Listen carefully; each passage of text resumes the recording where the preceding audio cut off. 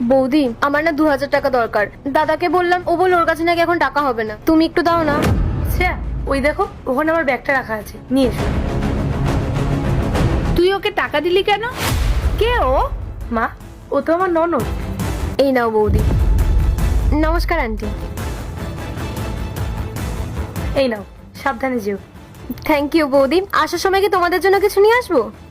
না, এখন তো তেমন কিছু লাগবে না। যদি কিছুর প্রয়োজন হয় আমি তোমায় ফোন করে জানিয়ে দেবো। ওকে, আমি তাহলে আসি। By aunty. এই, একটা কথা বলতো, তোর তো কোনো ননদ নেই, আর এই মেয়েটাকেও আগে কখনো দেখিনি, তাহলে কে ও? মা, ও আমার মাসি শাশুড়ির মেয়ে। মাসি শাশুড়ির মেয়ে? তো ও এখানে কি করছে? আর তুই এত সহজে ওকে টাকাটাও দিয়ে দিলি? ও তো আমাদের সাথেই থাকে মা, তাহলে ওর কোনো প্রয়োজনীয় আমাদের থেকে টাকা চাইবে না তো আর কার থেকে টাকা চাইবে?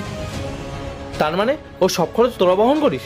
আরে নিজের বোন হলে তাও মানা যেত, কিন্তু মাসি শাশুড়ি মেয়ের জন্য এত খরচা করার কি দরকার? এসব বন্ধ কর দিদি। হ্যাঁ, আকাশ একদম ঠিকই বলেছে, এইসব করার কোনো প্রয়োজন নেই। ও তো তোদের কেউ না। ইন্দ্র কত কষ্ট করে ইনকাম করে, তোদের একটু সেভিংস করা উচিত।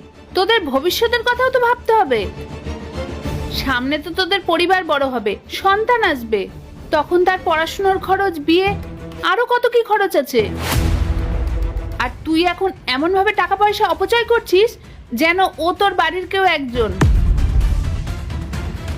আর ওই মেয়ের পোশাক আশাক দেখেছিস?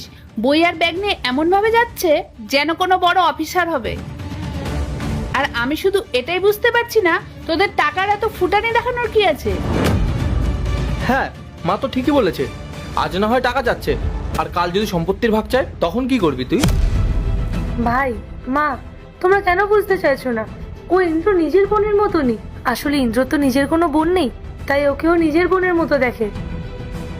আর এতে সমস্যা কোথায়? আমি না হয় বিয়ের পরে এসেছি, কিন্তু বিয়ের আগে যতদিন ইন্দ্র একা ছিল ততদিন তোর মাসিরাই ওকে দেখেছে। আর আমি এখন ইন্দ্রকে কি করে বলবো যে তুমি তোমার বোনকে ওর বাড়িতে পাঠিয়ে দাও? আর আমি যদি ওকে সব বলেও দিই মা, তাহলে ইন্দ্রর কাছে গিয়ে আমার কোনো সম্মান থাকবে? আমার সংসারটা তো বেশি যাবে। আমি তো শুধু চাই যাতে আমার এই সংসারটা হাসি খুশি ভাবে থাকুক। আরে মা, তুই এটা বুঝতে পারছিস না কেন? টাকা পয়সা সেখানে দেওয়া উচিত যেখান থেকে প্রাপ্তির আশা থাকে। পড়াশুনো শেষ করে বিয়ে করে যখন ও অন্যের বাড়ি চলে যাবে, তখন তুই কি ফেরত পাবি?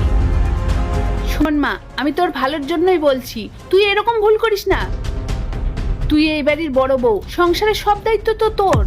তুই নিজের হাজবেন্ডকে না একটু কন্ট্রোলে আনার চেষ্টা কর। আর এই